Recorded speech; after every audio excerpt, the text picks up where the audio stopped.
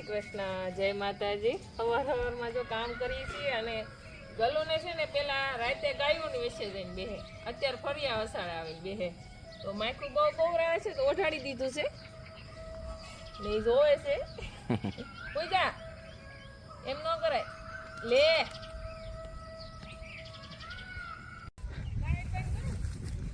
જો અત્યારે ગૂંથળી હારવાનું કામકાજ શરૂ કરી દીધું છે।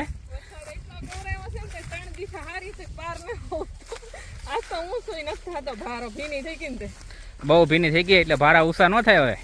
ત્યાં વ્યાપી તો પડશે જ ને મારે બાંધવાના હતા ઝટકાના તાર ગાયના રોજ ને એવું બધું આવતું હતું એટલા માટે આપણો આ ઝીંઝવન ખાઈ ન જાય કંઈક થાય છે તું તો એટલી ભેગી કરી લીધી છે એટલી હાથમાં રહી 4 વીઘાની ગૂંધળી ખાલી એટલી થઈ થાકી ગઈ કે પણ ગરમીનું રહેવાતું જ નથી ગરમી થઈ ગઈ કામથી ન થાકી ગરમીથી થાકી આપણે જો બધી નિરાય રહેવા નથી લેવાય કે છેલ્લે ભારો હતો ને આ લેવાય ને ભારો હા તમે એક વસ્તુ જોઈ શું છે અને ઓહો હો આ તો મધનું પોડું છે અને પાછું દેશી મધ છે ને કેટલું લાંબુ ને કેટલું મસ્ત છે ઓલું ગાંડું મધ હોય ને એ તો બહુ મોટું પોડું હોય પણ દેશી મધ આવી રીતના જ હોય અને એકદમ દેશી મધ ને કેટલું મસ્ત છે જો અને મધ છે ને ગમે ઉડ્યું પછી કવડે હો હા એટલે ધ્યાન રાખવું પડે આનું આની પાસે આવવામાં ધ્યાન રાખવું પડે તો એક માખી ઉડી હોય તો બધી માખી વાર વાર ઉડવા મળે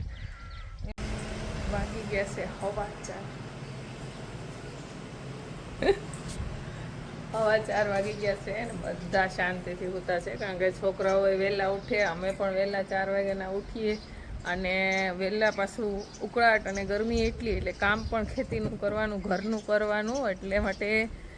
આવીને બધું વાડીનું કામ કરીને કપડાનું કચરા પોતા કરી અને ગાયો પણ આરામ કરે છે બધી છપસવી એક ઊભી છે બાકી બધી ગાયો પણ આરામ કરે છે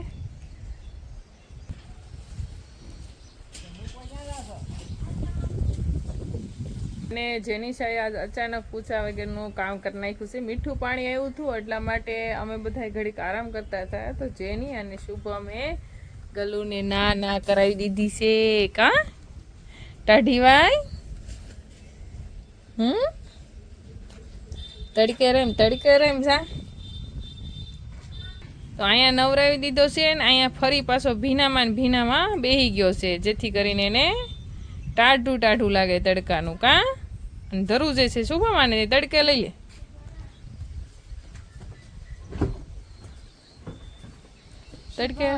તડકે મૂકી દે એટલે ધરું છે નહીં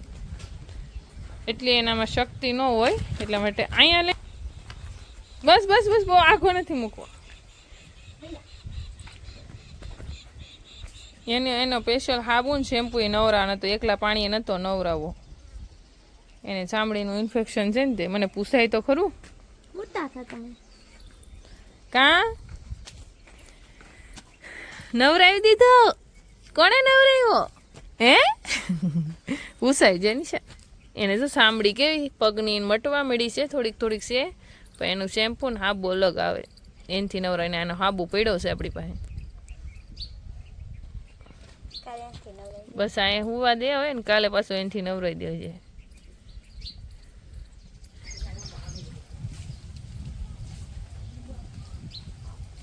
આ વર્ષે આપણે ગુંદાનું આથણું નથી બનાવ્યું કારણ કે આની પહેલાં પણ વરસાદ આવીને પલળી ગયા છે આ વખતે પણ વરસાદ આવીને પલળી ગયા છે તો જોઈશી ખાટા પાણીમાં થોડા ઘણા બોળશું પણ આથણું નહીં બનાવી કારણ કે આ આથણું ઝાઝા સમય સુધી સારું રહે નહીં એટલા માટે અને ગુંદા બહુ નાના હતા ત્યાં જ પાકી ગયા કારણ કે વરસાદ ખાધો ને એટલા માટે ને બસ હવે બધા જાગશે ઊભા થવા મળ્યા છે અને હવે ગાયોનો સમય થઈ ગયો છે ખાણ કરવાનો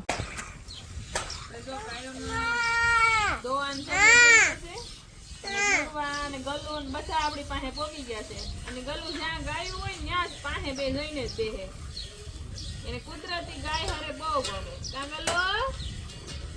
ગલું શું કરે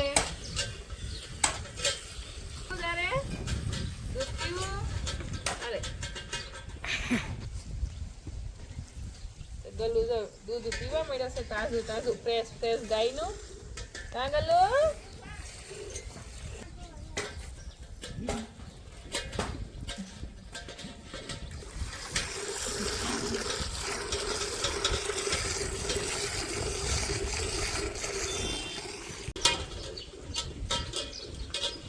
લાગે દૂધ તને મીઠું લાગે